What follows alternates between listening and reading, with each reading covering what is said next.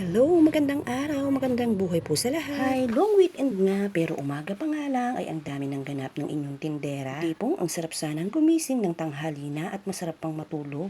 Kaso naisip ko tindera nga pala ako at marami akong trabaho. Ito na nga ang pagkakataon na samantalahin ko ang mga gawain dito sa aking tindahan at sa aming bahay. Siyempre, inuna ko na nga dito sa aming tindahan dahil nga kapag may pasok ay hindi ko masyadong maasikaso ang ibang dapat kong gawin dito. Ito na nga at samahan nyo ko sa aking ganap sa buong araw. Actually, tanghali pa nga lang. Pero ang dami nang nangyari. Eto nga at nagwalis-walis ako at nagpunas-punas ng aking mga paninda. Siyempre, nag-display at naglagay na rin ako ng mga soft drinks sa rep para naman kumpleto ang aking ibebenta. At eto nga, meron namang bumili ng maramihan. Hindi ko nga lang din na-videohan ng iba pang mga bumili. Merong mga bumili ng bigas, mga sabon, siyempre dahil labahan day na nga.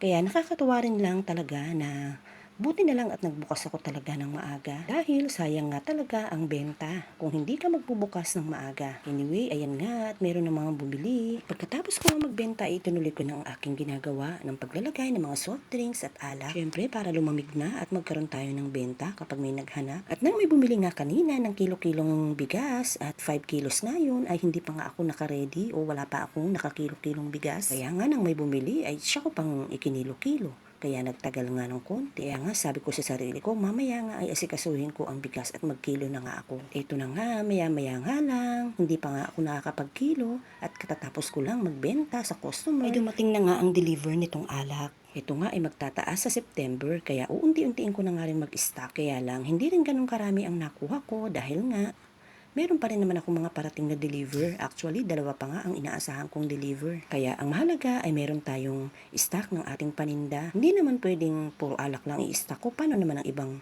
mga paninda ko, hindi ba? Kaya nga hinati-hati ko nga lang. Ang mahalaga ay meron kang stock ng hinahanap ng iyong customer. Kung may budget ka nga, mainam nga rin ay mag-stock ka ng marami. Pero sa ngayon kasi ay ang dami ko rin namang pinupunduhan dahil hindi lang naman ito ang aking paninda. Meron nga rin akong panindang mga cellphone.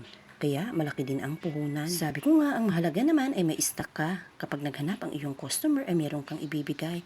Ngayon, kapag naubos ulit ay pwede pa namang kumuha dahil weekly naman sila dumadaan. Masarap at maganda sa mata ang puno at marami nga ang naka-stock na iyong alak. Pero wag din naman nating pilitin, lalo na kung maaaring maapektuhan ang ating ibang paninda. So paano? Yun lang po for today's chikahan. Maraming salamat po sa nanonood. God bless po sa ating lahat.